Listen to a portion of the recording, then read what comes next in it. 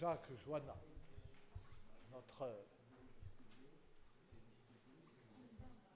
grâce aux soins duquel nous nous portons bien. Il y a un exemplier Voilà, qui doit être distribué. Et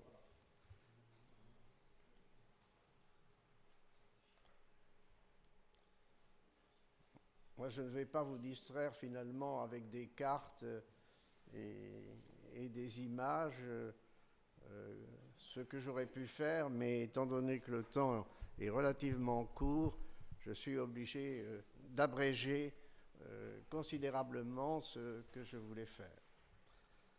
Mon étude sur les médecins grecs et l'Asie portera sur la période antérieure à la découverte des profondeurs de l'Asie par Alexandre, donc à l'époque classique, au temps où la médecine grecque commença à devenir célèbre par ses centres médicaux en Occident ou en Orient, et put rivaliser avec la médecine égyptienne jusque dans les profondeurs de l'Asie, et où la littérature médicale se développa notamment dans la famille des Asclépiades, soit Acnides, où avait été rédigé par un groupe de médecins un grand ouvrage de nosologie intitulé « Les sentences cnidiennes malheureusement perdues », soit à Kos, où les œuvres d'Hippocrate, jeune contemporain d'Hérodote, ont fourni le noyau d'une collection d'écrits médicaux conservés qui restent les fondements de la médecine occidentale.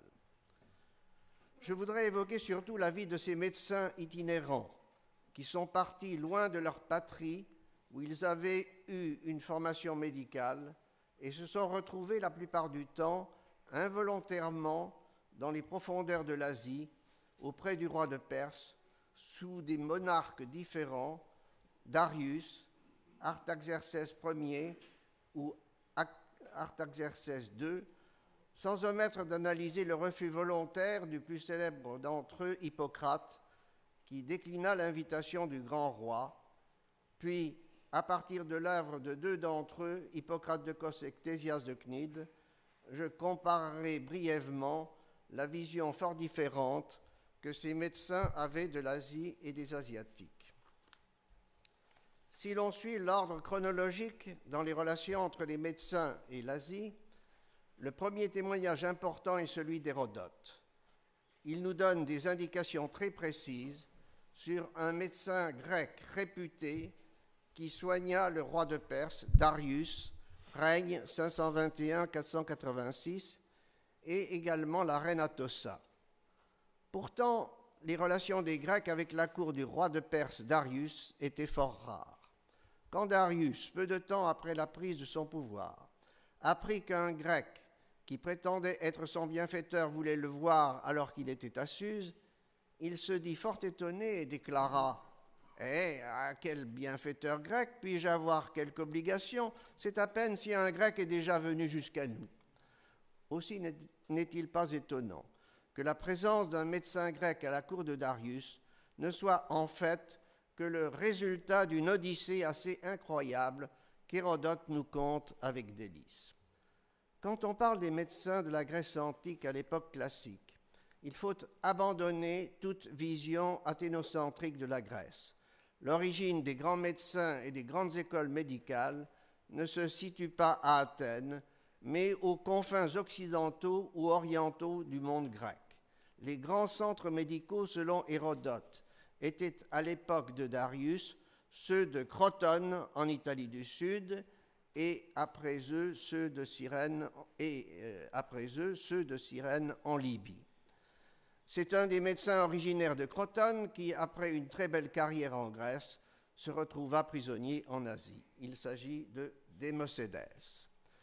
Né dans une famille de médecins à Crotone, il quitta sa ville natale non parce qu'il était déjà célèbre, mais parce qu'il ne s'entendait plus avec son père Calliphon, lequel avait un caractère difficile. C'est alors qu'il eut une carrière fulgurante qu'Hérodote retrace avec brièveté et précision, texte numéro 1.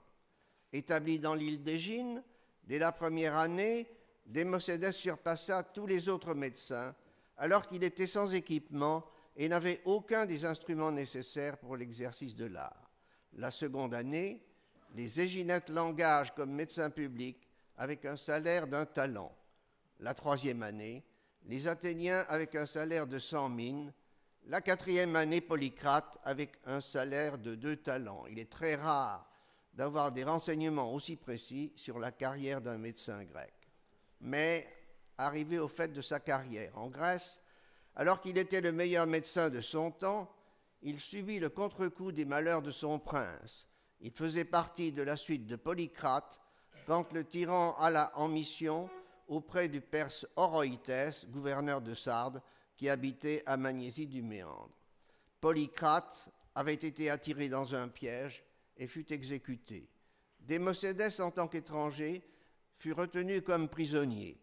Puis, lorsque Oroïtès fut éliminé par Darius, tous les biens du gouverneur de Sardes furent transférés à Suse, la capitale de l'Empire perse. Parmi eux était Démocédès, retenu prisonnier au milieu des esclaves, vêtu de haillons, ayant les fers aux pieds.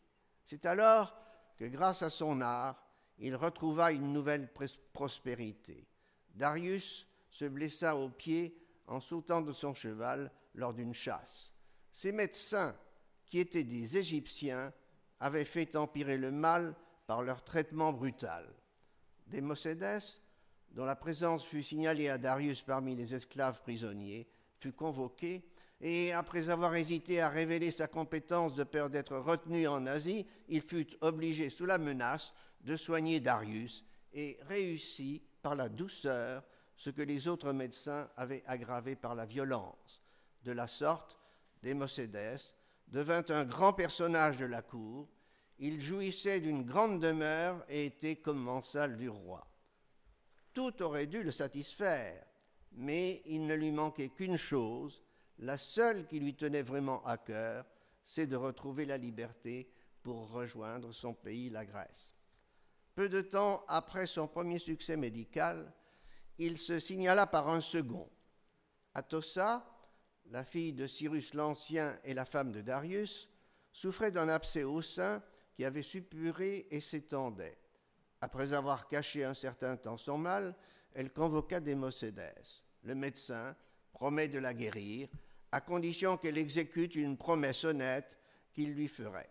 Il réussit à la guérir, et c'est à travers les mots adressés par Atossa à Darius, après sa guérison, que l'on découvre ce que voulait faire Démocédès. Il voulait retourner dans sa patrie et suggéra, par l'intermédiaire d'Atossa, de l'envoyer comme guide pour que les Perses viennent à la conquête de la Grèce. C'est ainsi qu'il fut envoyé par Darius en éclaireur avec 15 Perses notables le long des côtes de la Grèce pour préparer une expédition de Darius contre les Grecs. Partis du port de Sidon en Phénicie, ils longèrent les côtes de la Grèce, dont ils firent un relevé, et une fois arrivés à Tarente en Italie, avec la complicité du roi de cette cité, Démocédès rejoignit sa patrie, où il épousa la fille de l'athlète Milon de Crotone, tandis que les Perses, après des aventures que j'abrège, furent ramenés à Darius par un Grec exilé de Tarente. Hérodote termine l'expédition par la conclusion suivante, texte numéro 2, « Ces Perses-là furent les premiers à venir d'Asie en Grèce, et voilà pourquoi ils firent ce voyage de reconnaissance. » Tel est donc le destin du plus célèbre médecin grec avant Hippocrate, et tels furent ses rapports avec l'Asie. Ce fut une grande première. Du point de vue de la médecine, c'est le premier médecin grec célèbre qui a exercé dans les profondeurs de l'Asie à Suse, où il eut une place éminente auprès du souverain perse et de sa femme. Jusque-là, les médecins mondialement réputés étaient les médecins égyptiens. On assiste pour la première fois à une confrontation entre des médecins égyptiens et un médecin grec. Hérodote oppose la douceur et l'efficacité de la médecine grecque à la brutalité et l'inefficacité de la médecine égyptienne. Qui plus est, le médecin grec se montra généreux vis-à-vis des médecins égyptiens qui devaient être empalés pour avoir échoué dans leur traitement. Il intervint en effet auprès de Darius avec succès et leur sauva la vie. Mais son subterfuge pour retrouver la Grèce reste ambigu. Il fut un moyen personnellement efficace pour échapper de sa prison dorée en Asie, mais en même temps, il eut des conséquences néfastes pour la Grèce. Il provoqua la première mission d'investigation des Perses en Grèce, ce qui fut sans aucun doute utile pour Darius lorsqu'il mit son projet à exécution. Le second médecin grec le plus célèbre de sa génération que l'on rencontre après Démocédès dans les relations entre la Grèce et l'Asie est Hippocrate.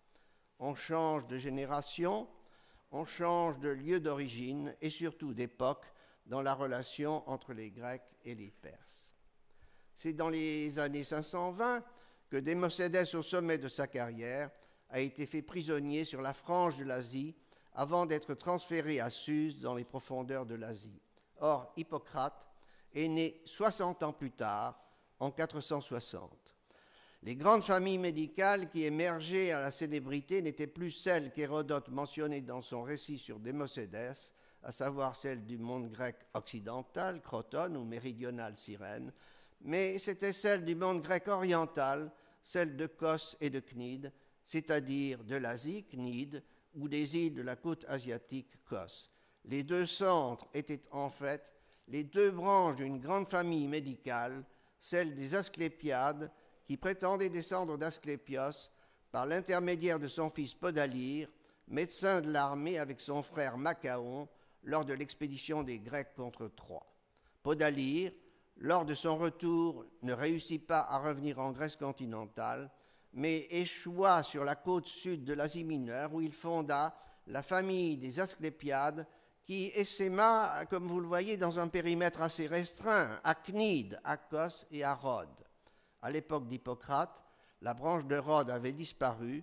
Les deux autres branches de la famille parvinrent à la notoriété, surtout celle de Kos grâce à Hippocrate, dont la célébrité parvint jusqu'au roi de l'Asie. Cependant, depuis Démocédès, les relations entre les Grecs et le roi des Perses avaient considérablement changé. Darius entreprit, après la révolte des cités grecques de l'Asie mineure, son expédition contre la Grèce, suivie par celle de son fils Xerxès.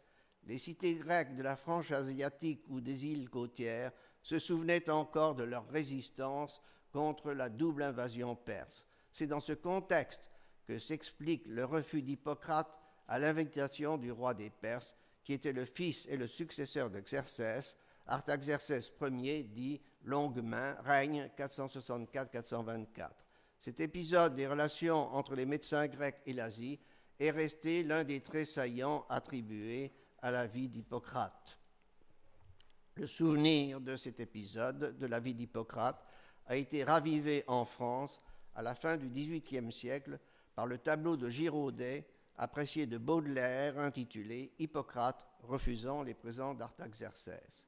Mais ce que l'on connaît moins, c'est la violence des menaces qui ont été proférées par le roi des Perses contre Hippocrate et contre l'île de Kos lors de l'ambassade qu'il envoya en réponse au refus d'Hippocrate et la réponse courageuse des habitants de Kos.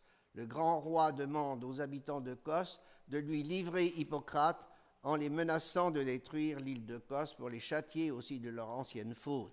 C'est une allusion à l'attitude de l'île de Kos qui refusa de se soumettre lors des deux guerres médiques précédentes. Par décret du peuple, l'île de Kos décida de ne pas livrer Hippocrate à l'ambassade perse en conformité avec l'attitude de leurs ancêtres qui avaient refusé de remettre la terre et l'eau en signe de soumission aux Perses. Avant même le refus d'Hippocrate de répondre à l'invitation d'Artaxerxès Ier, la présence d'un médecin de Kos est attestée à la cour du roi de Perse, peut-être d'Xerxès, en tous les cas sûrement dès le début d'Artaxerxès. Il s'agit d'Apollonides de Kos. Les données que nous avons sur la destinée de ce médecin sont rares, mais elles sont sûres. Elles illustrent parfaitement les heures et les malheurs d'un médecin grec de cour en Asie. La première fois que l'on entend parler de lui, c'est au moment de la succession de Xerxès, assassiné après son retour en Perse, et de l'avènement de son fils Artaxerxès Ier, qui eut lieu dans une période troublée, règne 465-424. Dans un combat pour soutenir le nouveau roi, Mégabise est grièvement blessé. C'est là qu'on entend parler pour la première fois de notre médecin de Cos. Témoignage numéro 7. Mégabise est grièvement blessé. C'est un grand deuil pour Artaxerxès, Amytis, Rodogune et leur mère Amestris. Le blessé est difficilement sauvé par les soins multipliés d'Apollonides, médecin de Cos. Nous sommes en 464, c'est-à-dire qu'Hippocrate avait 4 ans. Cet Apollonides de Cos est donc nettement antérieur à Hippocrate. Il atteste de la réputation de la tradition médicale de Cos bien avant lui. Cela n'est pas étonnant, car Hippocrate est né dans une famille médicale où la tradition médicale remonte très haut. Cet Apollonides appartenait-il à la famille des Asclépiades comme Hippocrate? Cela est très probable, car l'enseignement médical n'était pas encore à cette époque-là ouvert à des disciples extérieurs à la famille. Comment ce médecin de Cos est-il venu à la cour du roi de Perse?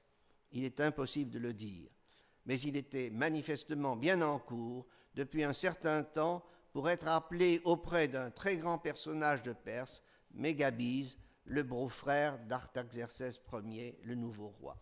Il avait été blessé dans un combat pour défendre sa cause. En sauvant Mégabise, le médecin de Cos Apollonides fit la joie de ses proches, le roi, Amytis sa femme et Amestris la reine-mère. Puis on retrouve ce médecin de Cos bien des années plus tard, après la mort de Mégabise, disparu à l'âge de 76 ans. C'est toujours sous le règne d'Artaxerxès Ier, donc avant 425. Voici le récit où réapparaît le médecin de Cos, témoignage numéro 8. Depuis la mort de son mari Mégabise, Amytis avait souvent des relations avec les hommes, comme c'était déjà le cas avant elle pour sa mère Amestris, après la mort de son mari Xerxès. Le médecin de Cos Apollonides, alors qu'Amytis était tombé malade, même si le mal était bénin et sans gravité, et comme lui s'était épris d'elle, déclara qu'elle retrouverait la santé en ayant des relations avec les hommes, vu que c'était une affection de la matrice. Et alors que son projet lui avait réussi et qu'il avait des relations avec elle, comme la femme dépérissait, il mit fin à ses relations. Désormais mourante, elle demanda alors à sa mère de tirer vengeance d'Apollonides. Sa mère révéla tout au roi Artaxerxès, comment il avait eu des relations avec elle, comment il l'abandonna après avoir abusé d'elle, et comment sa fille lui avait demandé de tirer vengeance d'Apollonides. Lui, Artaxerxès, confie à sa mère le soin de faire ce qui lui paraît approprié à la situation. Elle fait arrêter et enchaîner Apollonides, qu'elle torture pendant 2 mois avant de l'enterrer vivant au moment même où Amytis mourut.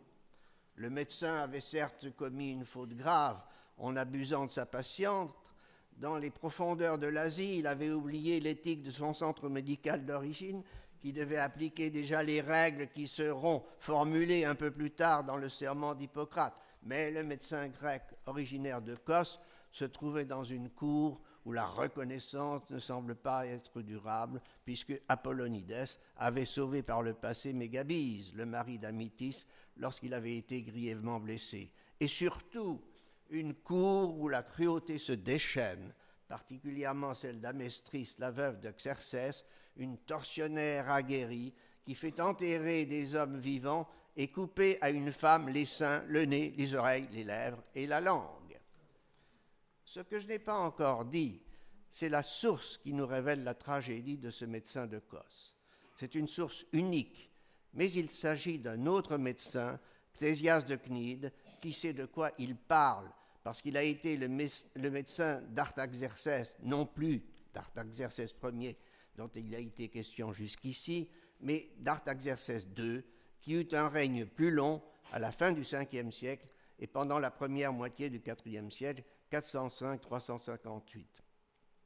C'est un médecin de la 2e branche de la famille des Asclépiades, celle de Cnide, moins réputée que celle de Cos, parce qu'elle n'a pas eu l'égal d'Hippocrate.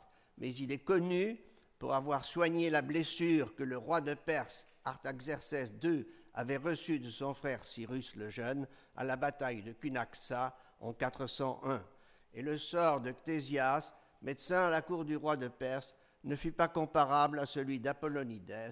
Il revint probablement dans sa patrie, où il composa à la fin de sa vie une histoire perse en 23 livres, les Persica, avec une annexe sur l'Inde, les Indica.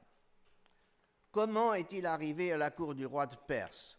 Un seul témoignage nous donne une indication, c'est l'historien Diodore de Sicile, dans le livre 2 de sa bibliothèque historique, texte numéro 11. Ctésias de Cnide, pour l'époque, vécut au moment de l'expédition de Cyrus contre son frère Artaxerxès. Ayant été fait prisonnier de guerre et choisi par le roi pour sa science médicale, il passa 17 ans constamment honoré par lui. Ctésias serait donc parvenu à la cour de Perse exactement comme Démocédès de Crotone. C'est possible, mais Ctésias, bien qu'il parle assez souvent de lui-même dans son œuvre, que l'on connaît indirectement par le résumé qu'en a fait le patriarche Phocius et par l'utilisation qu'en a faite Plutarque dans sa vie d'Artaxerxès, ne dit mot pour expliquer sa présence à la cour du roi. Ce qui est sûr, c'est qu'il n'a pas été fait prisonnier lors de la bataille de Cunaxa, comme le prétend Tzetzès, car on sait qu'il était déjà au service d'Artaxerxès au moment de la bataille. Xénophon, qui, tout en participant à la bataille du côté de Cyrus, n'a pas assisté à la rencontre entre les deux frères, et il fait référence à Ctésias, qui, lui, a assisté dans le camp d'en face. Voici ce que dit Xénophon dans l'Anabase, texte numéro 12. Étant avec ses commensaux, Cyrus aperçoit le roi et le groupe qui était autour de lui, et aussitôt, il ne se contint plus, mais en disant « Je le vois !» il lança contre lui son javelot, le frappe à la poitrine et le blesse au travers de la cuirasse, à ce que dit Ctésias le médecin, Ctésias o Iatros, qui également dit avoir soigné lui-même la blessure. Au moment où Cyrus frappe, un inconnu l'atteint avec un javelot sous l'œil violemment. Ce fut alors une lutte entre le roi, Cyrus, et leur entourage pour défendre l'un et l'autre. Tous ceux qui périrent dans l'entourage du roi, Ctésias les nomme, car il était à ses côtés. Cyrus lui-même mourut, et au nombre de 8, les meilleurs de son entourage gisaient sur son cadavre. Les deux mentions de Ctésias, faites ici par Xénophon, sont là pour combler une lacune importante sur un moment important de la bataille que Xénophon n'a pas vu. La rencontre entre les deux frères, Cyrus et le roi Artaxerxès, la blessure d'Artaxerxès et la mort de Cyrus. Le reste des faits et gestes de Ctésias au cours de la bataille est connu par Plutarque dans sa vie d'Artaxerxès, où il utilise comme source principale l'œuvre de Ctésias. Le roi, blessé à la poitrine par un javelot lancé par son frère, était tombé de cheval et il fut conduit par un petit groupe de fidèles, dont Ctésias, sur une colline au calme. C'est là que le médecin le soigna. Le javelot avait pénétré d'une profondeur de 2 doigts dans la poitrine à travers la cuirasse. Après la bataille, Artaxerxès couvrit d'honneur Ctésias et les autres qui formaient le petit groupe qu'il avait aidé et accompagné sur la colline à l'écart. Ctésias fut non seulement le médecin personnel du roi, mais il était aussi, c'est très important, le médecin de la mère du roi, Parysatis. Je voudrais terminer par un bref essai sur la comparaison de l'image de l'Asie chez l'œuvre de 2 médecins de formation tout à fait comparable. L'un ayant été formé à Kos, Hippocrate, mais ayant toujours exercé en pays de langue grecque et refusé d'aller à la cour du roi de Perse, l'autre ayant été formé à Cnide, Ctésias, mais ayant exercé sa carrière pendant plusieurs années à la cour du roi de Perse. La vision de l'Asie la plus connue est celle du médecin de Kos. Parmi la 60aine de traités conservés sous le nom d'Hippocrate, il en est un qui possède dans sa seconde partie un long développement ethnographique sur l'Asie comparée à l'Europe. C'est le traité intitulé « Air au lieu ». La première partie du traité est médicale. Elle s'adresse aux médecins itinérants et expose les grands facteurs que le médecin arrivant dans une cité inconnue de lui doit observer pour déterminer et prévoir les maladies générales ou particulières qu'il rencontrera tout au cours de l'année. D'abord les saisons, puis les vents, les eaux, la nature du sol et le régime des habitants. Cette médecine environnementale s'élargit dans une ethnographie rationnelle. En effet, dans une seconde partie du traité tout à fait étonnante, l'auteur hippocratique oppose l'Asie à l'Europe. Il va expliquer les différences physiques et morales entre les peuples, essentiellement par les facteurs physiques, climat et nature du sol, et secondairement par les coutumes et par les lois. C'est une comparaison célèbre dans la pensée occidentale que n'ignorait pas Montesquieu. Voici comment il présente l'Asie, texte numéro 14. Je dis que l'Asie diffère au plus haut point de l'Europe par la nature de toutes choses, aussi bien des plantes qui poussent du sol que des hommes, car tout vient beaucoup plus beau et beaucoup plus grand en Asie. Ce pays est plus doux que l'autre et les caractères des hommes y sont plus amènes et plus faciles. La cause en est le mélange tempéré des saisons. Mais le courage, l'endurance, le goût de l'effort et la fatigue et la fougue ne sauraient exister en une telle nature. On est frappé par la vision idyllique de l'Asie où tout est plus grand, végétation, animaux et habitants. Les Asiatiques sont même définis par la douceur du caractère. Cet éloge est assorti toutefois d'une réserve importante sur le moral des Asiatiques. La douceur n'est pas compatible avec le courage, l'endurance, le goût de l'effort et la fougue. À l'inverse, les Européens, par suite des différences plus grandes entre les saisons, participent plus du sauvage que de la douceur. En revanche, ils ont plus de pénétration et plus d'intelligence pour les arts, et à la guerre, ils sont plus braves. De plus, ces différences dues aux conditions naturelles sont amplifiées par les lois, car en Europe dominent les régimes démocratiques qui stimulent le courage, en Asie, les régimes monarchiques qui l'éteignent. Face à cette vision assez idéaliste de l'Asie chez le médecin de Kos, le grand intérêt de la vision sur l'Asie chez le médecin de Cnide est qu'il a été le seul grec à pouvoir nous renseigner sur ce qui se passe à l'intérieur de la cour du roi de Perse. Il est déjà le seul, comme nous l'avons vu, à nous révéler la présence dans l'Asie profonde de 2 des 4 médecins grecs que nous avons évoqués, à savoir Apollonides de Kos et un autre, Polycritos de Mindée. Le témoignage de Ctésia sur ce qu'il a vécu à la cour est d'autant plus précieux qu'il a bénéficié des confidences de Parisatis, la mère d'Artaxerxès II, dont il était le médecin personnel. Cette femme était impérieuse et c'était une tortionnaire qui se déchaînait quand elle vengeait les siens. Et elle s'est vengée de ceux qui avaient tué, elle s'est vengée notamment de ceux qui avaient tué son fils Cyrus ou participé à sa mutilation lors de la bataille de Cunaxa. Elle réussit dans un jeu de dés avec le roi à gagner celui qui avait tranché la tête du cadavre de Cyrus sur ordre du roi Bagapatès. Elle le fit écorcher et mettre en croix. Elle tira aussi vengeance des 2 combattants qui avaient frappé Cyrus. Elle put le faire plus facilement, car le roi, même après les avoir récompensés pour obtenir leur discrétion, n'apprécia pas d'apprendre qu'ils continuaient à revendiquer leur action. Il les livra à la vindicte de Parisatis, qui déploya son imagination de tortionnaire. Voici le sort du premier, c'est texte numéro 15. Le roi, apprenant ces propos, fut irrité et ordonna de lui trancher la tête. Mais sa mère, qui était là, lui dit « Roi, ce n'est pas de cette façon que tu dois te débarrasser de ce maudit carien. Il recevra de moi le juste salaire de ce qu'il a l'audace de prétendre. » Le roi, le lui ayant abandonné, Parisatis le mit entre les mains des bourreaux, auxquels elle ordonna de le torturer pendant 10 jours, puis de lui arracher les yeux et de couler dans ses oreilles du cuivre fondu jusqu'à ce qu'il mourût. Le second subit le supplice des auges, texte numéro 16. Voici en quoi consiste ce supplice. On prend 2 auges, faites pour s'ajuster l'une sur l'autre. On couche le condamné sur le dos dans l'une d'elles, puis on met l'autre par-dessus, et on l'adapte de manière que la tête, les mains et les pieds débordent en dehors et que tout le reste du corps soit couvert. On donne à manger au patient et s'il refuse, on l'y force en lui piquant les yeux.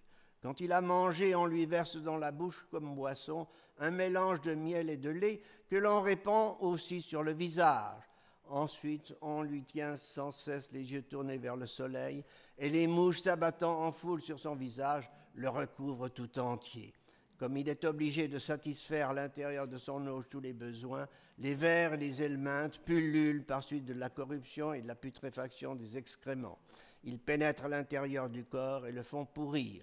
Quand on constate que l'homme est mort, on enlève l'auge du dessus et l'on voit la chair rongée par les essaims de ces animaux qui se fixent sur les entrailles et les dévorent. C'est ainsi que Mithridate, c'était Mithridates, mourut à grand-peine après 17 jours de supplice. On se demande comment Ctésias a pu être le médecin personnel d'une femme aussi redoutable et comment il a pu conserver, après avoir été couvert d'honneur par le roi lors de la bataille de Cunaxa, la confiance de la mère et du fils, alors qu'il fut plusieurs fois le témoin de leur brouille et de leur réconciliation. Il dut sans doute être obligé de jouer parfois un double jeu tout en calculant les risques. Ce qui reste symbolique de cet équilibre qu'il a su maintenir, c'est qu'il était fier d'avoir reçu le même cadeau de Parisatis et d'Artaxerxès, 2 épées d'un fer précieux venues d'une fontaine de l'Inde. Que faut-il privilégier dans ces 2 visions de l'Asie? La vision large du médecin de Kos, s'efforçant de dégager de son expérience de médecin des principes généraux pour expliquer les différences entre Asiatiques et Européens, et parlant de la douceur des Asiatiques et de la sauvagerie des Européens, ou la vision du médecin de Cnide, relatant sur l'Asie à partir de son expérience personnelle, ce qui se passait dans les profondeurs de la cour du roi, où les raffinements de la cruauté dépassent l'imagination. Il n'y a probablement pas lieu de choisir entre ces 2 images contrastées mais complémentaires. Le rapprochement à lui seul donne à réfléchir sur les ombres et les lumières d'une Asie vue par les Grecs, soit de l'extérieur, soit de l'intérieur. En tous les cas, il convient de réhabiliter le témoignage précieux de Ctésias, trop facilement accusé de mensonge et de déformation par recherche du sensationnel. Donc, j'essaye de réhabiliter les connaissances de l'Asie de Ctésias, comme tout à l'heure, les connaissances d'Hérodote ont été réhabilitées par ma chère consoeur.